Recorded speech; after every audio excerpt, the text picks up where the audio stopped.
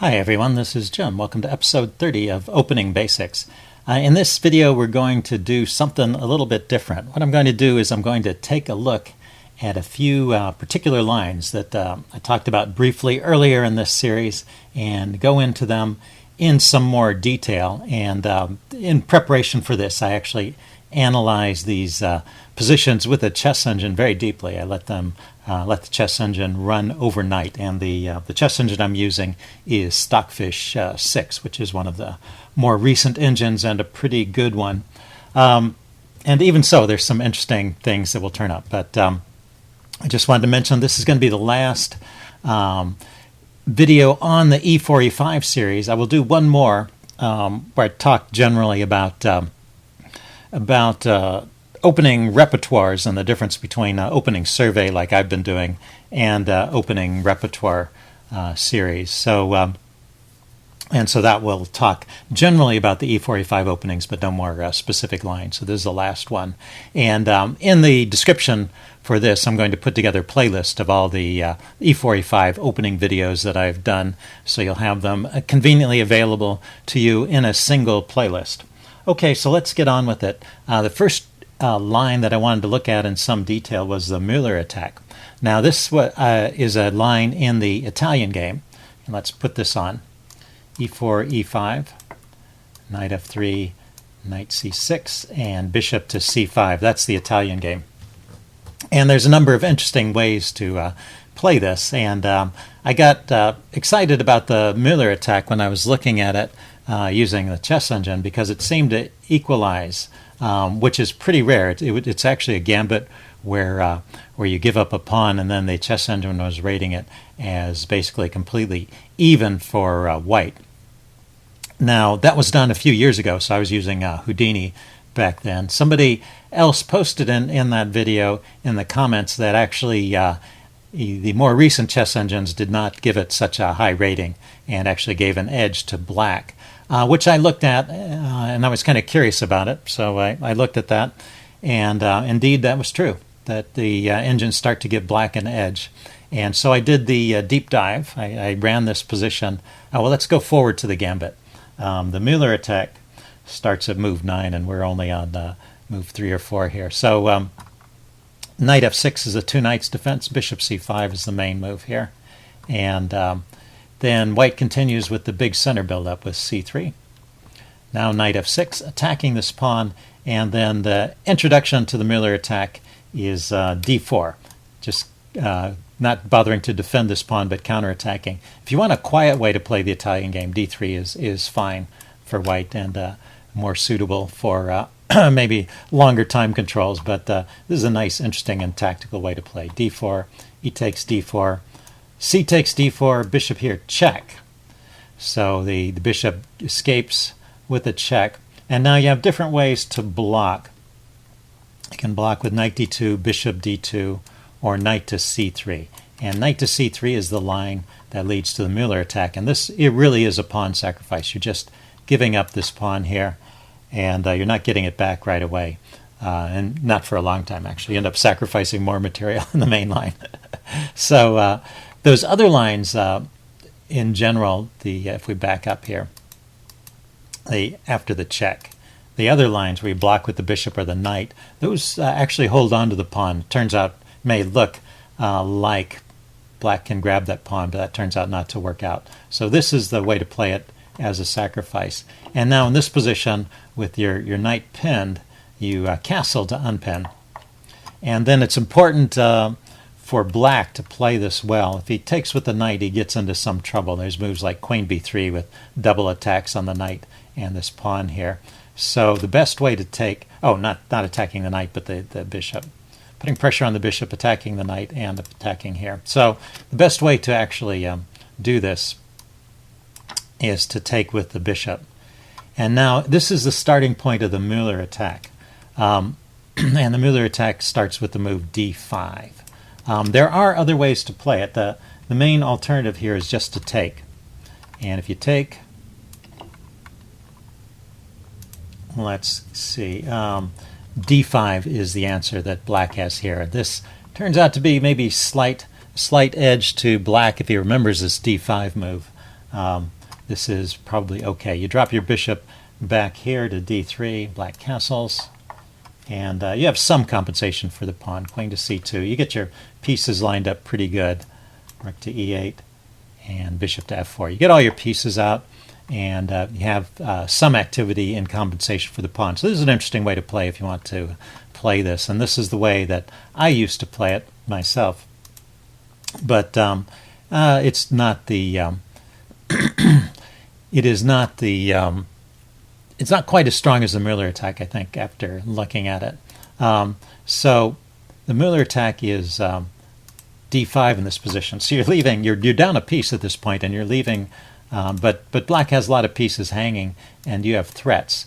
And actually, black can't defend against all of the threats, and so he has to give a piece back at least to try and get a game.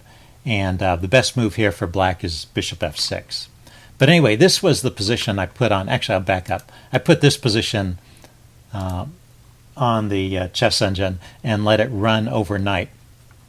And so the line where you take the bishop is evaluated at minus 0.3. So that's what I'm saying, is that white has some compensation, but maybe not enough. And the line, after letting the chess engine run overnight, the line, starting with d5, the Möller attack, was evaluated at minus 0.4, even worse. So black has even more compensation. But there's a twist to this story, and it shows how you have to be careful in how you use these engine evaluations. So I started looking at this line that the engine played and had found in its overnight dive, and went to depth 38, by the way. So this is quite an extensive engine-based look at the position. It went d5, bishop back to f6. This is also the main line in the opening book. Now rook to e1. White, of course, needs to get the piece back, and can get the piece back by taking advantage of the pin. So at this point, black gives up, plays a move 97 to cover the king, and just gives the piece back. And so now we are in a position which is the material has more or less evened out. White is still down a pawn, but he has activity and compensation for the pawn. Okay, so d6, a solid way to defend here. And now bishop g5. And I've played this line myself, and actually this bishop g5 move is one I find hard to discover. When my memory starts to get a little hazy and I don't remember the exact line, it's hard for me to come up with this move. But let's see if I can make it a little easier. It is developing the last minor piece, so it makes sense from that point of view. This bishop here is kind of annoying, putting pressure on the long diagonal. So it's actually a good idea to get rid of this bishop.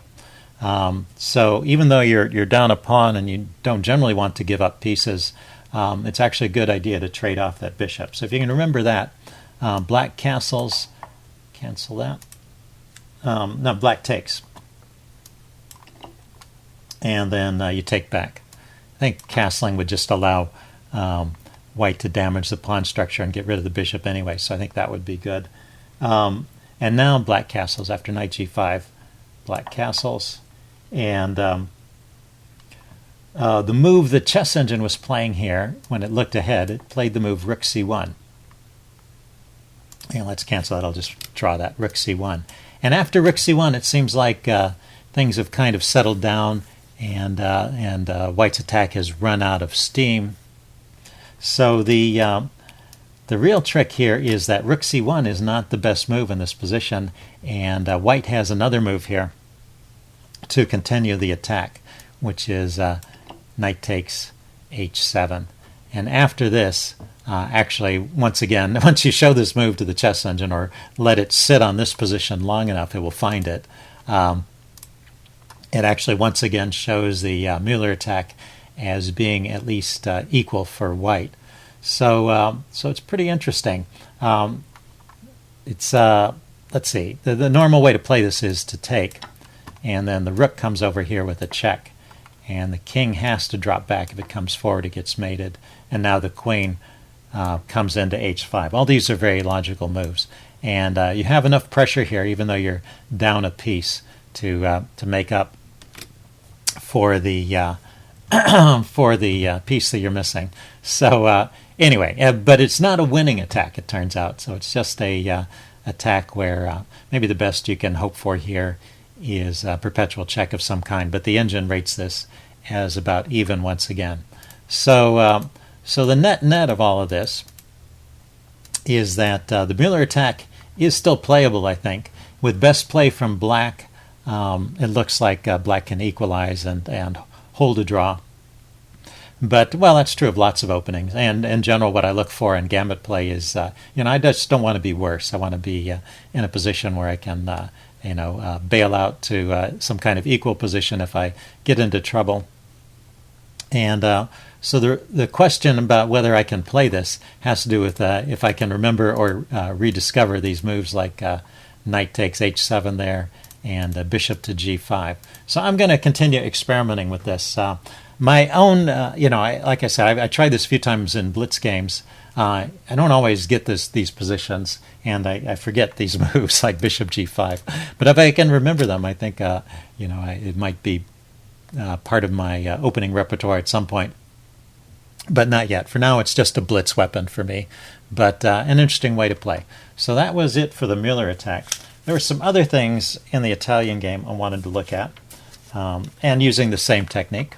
Also with the same caveats. Keep in mind that the chess engine may not, even letting it run overnight and allowing it to go to depth 38, it may not discover the ultimate answer to these questions. Chess is just a deep game. Another line I wanted to look at also in the Italian game is the fried liver attack, and I looked at it using the same techniques of letting it run overnight, letting the chess engine run overnight, and seeing how deeply it could figure it out. So the fried liver attack starts, let's see, we're in the Italian game, knight f3, knight c6, bishop to c4. And then here, instead of playing bishop to c5, black also has the move, it's his second choice in the database, of knight f6, the two knights defense.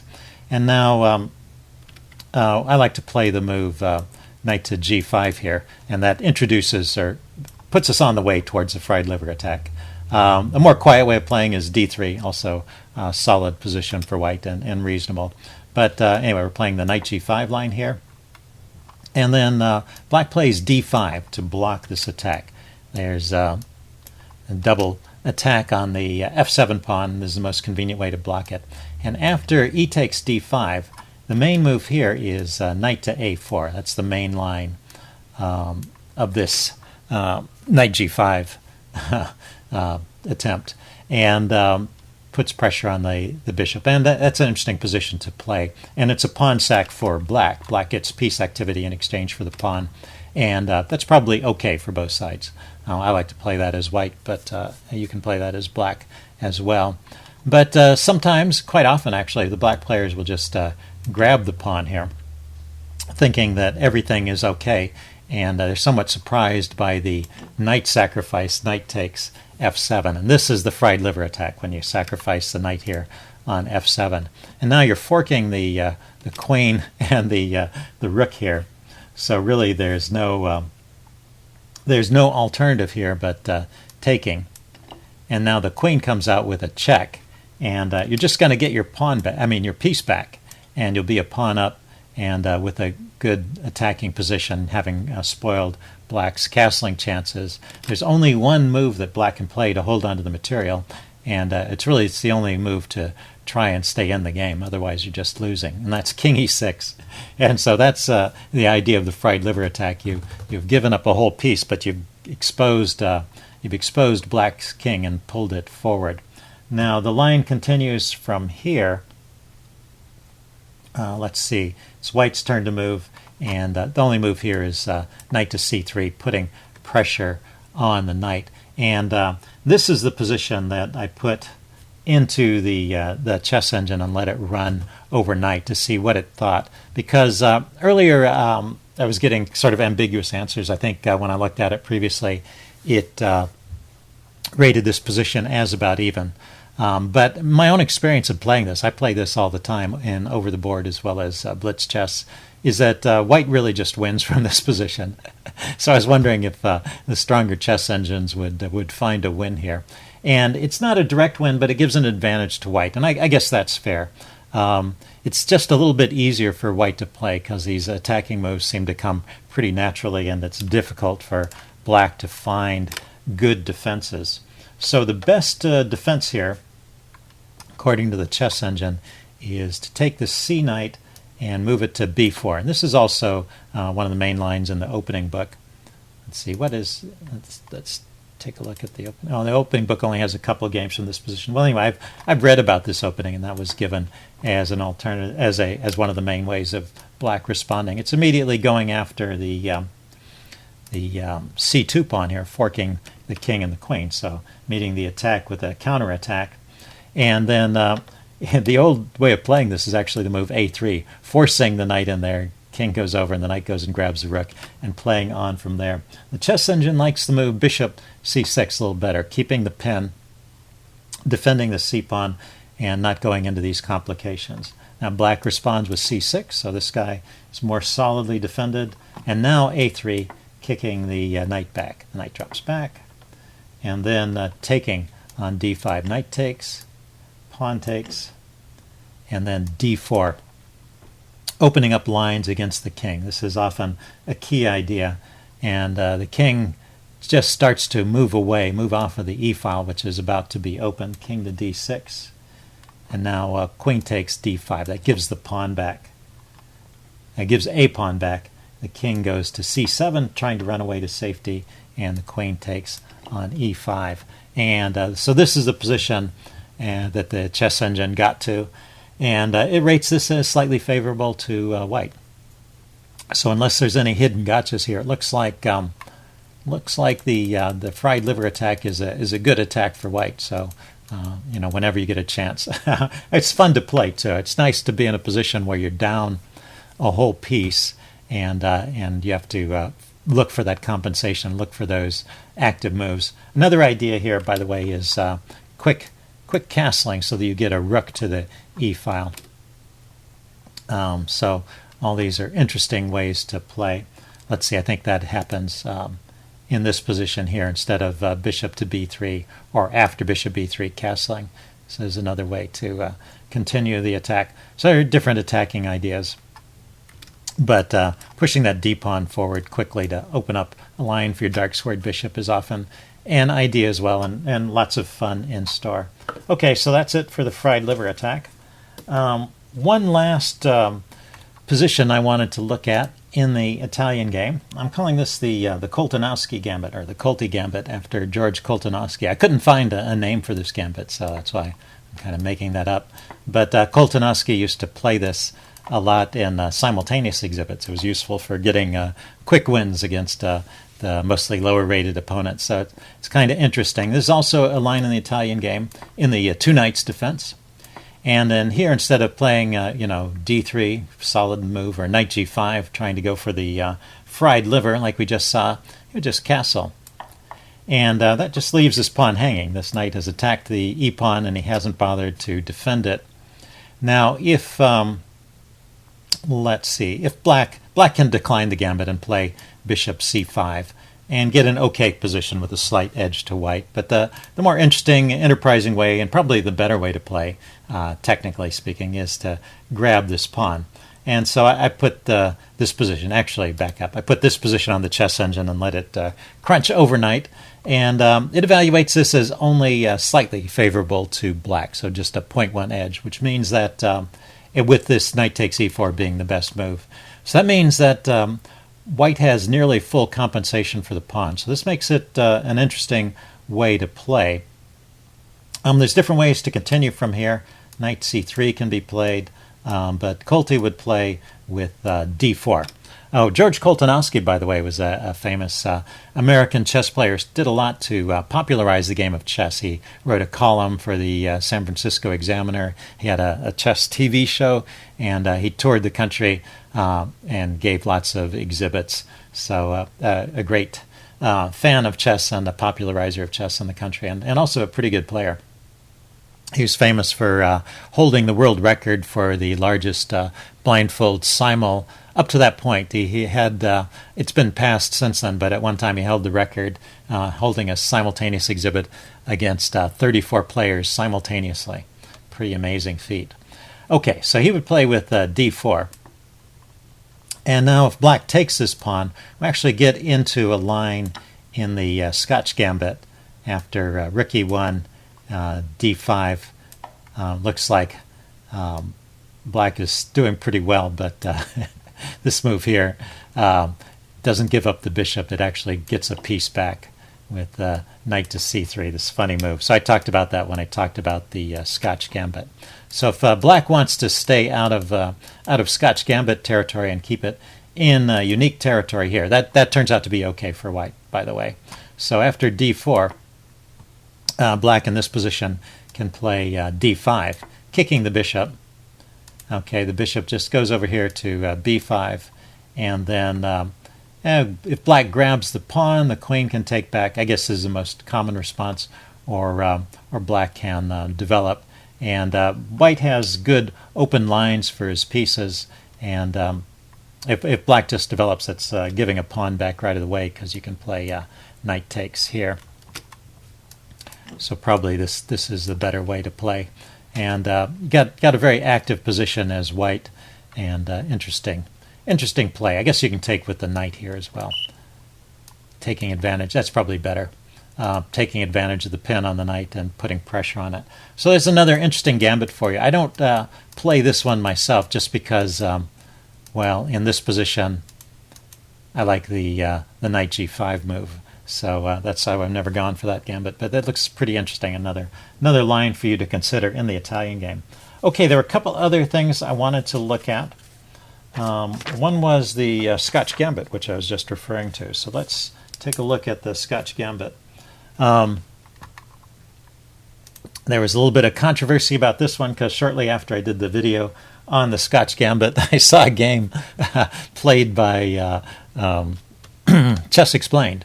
And he was really criticizing the gambit and kind of called it unplayable. So I did a deep dive on this as well. So let's put the Scotch Gambit on the board.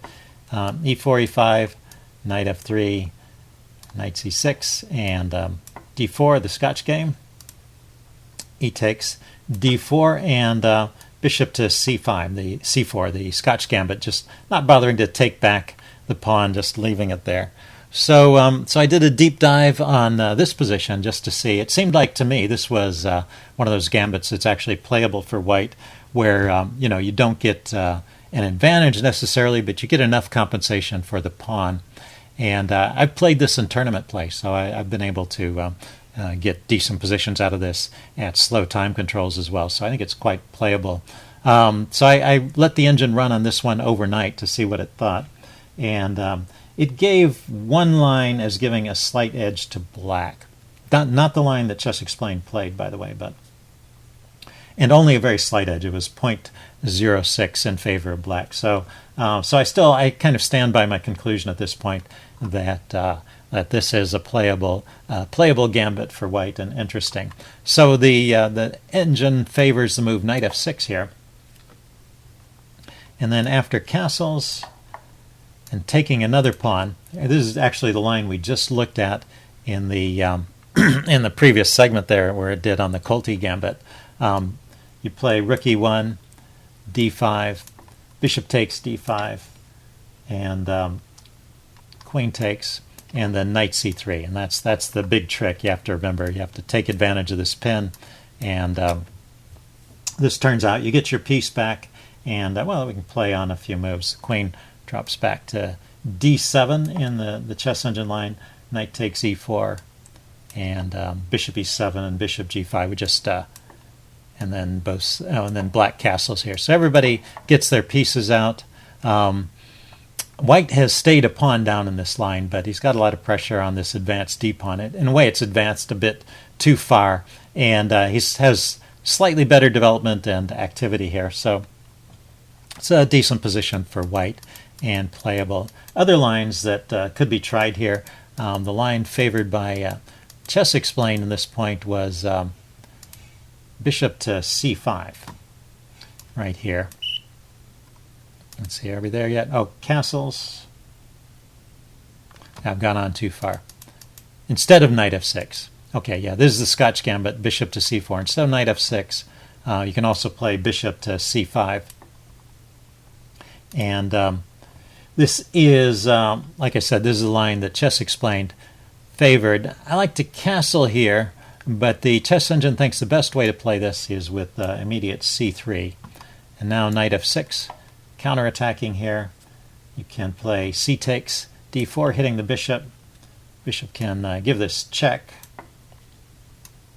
You can oppose bishops and trade them off. Get the knight here, defending your center. And then d5, trying to bust up the center is a key idea for black in this position. E takes d5, knight takes d5. And both sides castle. And this position, actually, the chess engine rates as a slight edge to white. So it seems like my net conclusion, not that I expect you to remember all those lines, I just wanted to give you a flavor of what the chess engine is thinking here.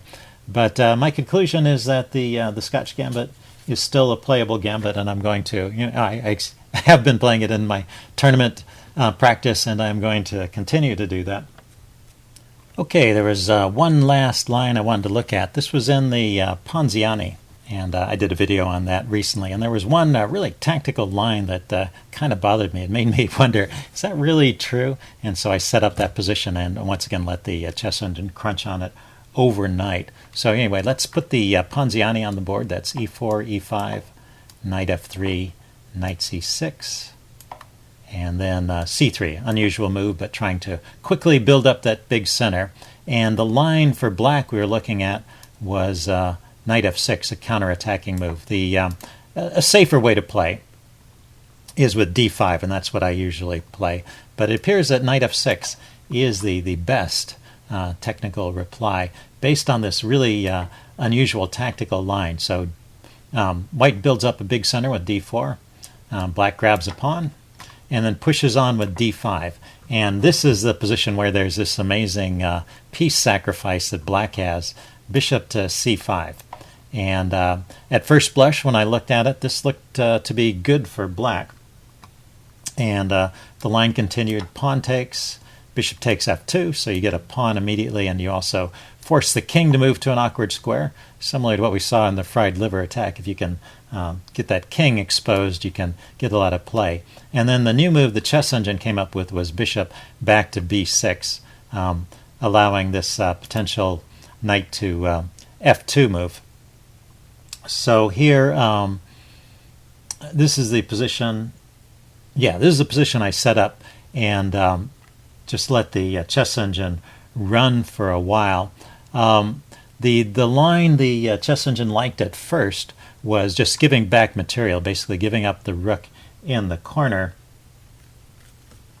with, well, let's see. First, queen d5 was played, which activates the queen and hits this knight to f2. Yeah, it was this position. And then at first the chess engine was just giving up on this rook in the corner, and you get a position where you could see the compensation for black. Black gave up two pieces for a rook, basically, because the knight is kind of trapped there. But I didn't, afterwards, after I made the video, I was starting to wonder about, well, what about this move rook g1? What if you just save that rook in the corner? And so after I let the chess engine crunch on that position, it did decide that rook g1 there is the best move. So now, let's count the material. It's 4 pieces to 3. Yeah. So white's just trying to hold on to the material and play this position. So black castles, and then c takes b7, even picks up another piece. This is kind of an amazing line. Bishop takes, queen takes, but it gets the queen out of play. But black is playing on in this position, 2 pieces down now. He's sacrificed a knight and a bishop. But white's king is exposed, and white's queen is over here on b7. So the line continues. Queen f6, getting the queen active and ready to make threats against the king. Queen to d5.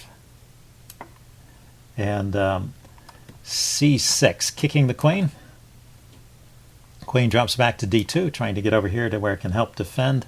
Now e4, trying to chase this knight away.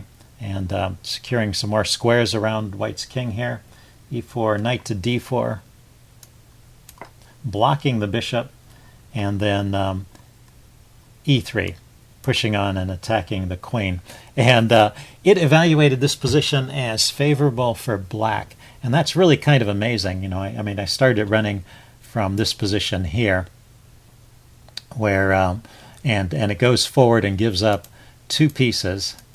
Well, it's already given up one piece, and it gives up another piece, the bishop on b7, and there's still no immediate win of material. Although, well, the first point is that the queen can't take that pawn.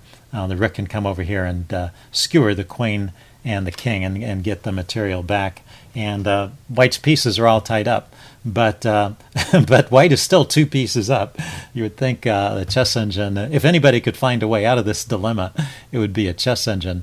But in fact, it rates this position as slightly favorable to black. So you have enough compensation for two pieces and a little bit more. So kind of an amazing position. So I just wanted to show that to you guys. And of course, keep in mind the caveats I mentioned earlier. Computer analysis can't always be trusted. Sometimes you move forward in a position, follow through a line, and then it will change its mind. But well, that's the way things stand for now. So that's it for this video. I hope you guys enjoyed it, and that's it for the whole E4, E5 series. Like I said, I'll put together a playlist, and I'll include that in the description to this video, so you can go back and check out any of those E4, E5 openings that you want. And and then my next video is going to be a little bit of a discussion about you know, the difference between an opening survey like I've been doing and a repertoire series, and some thoughts on how to build a repertoire using some of these E4, E5 openings. Hope you guys enjoyed this. Stay tuned for the next video, and I will see you again soon. Bye.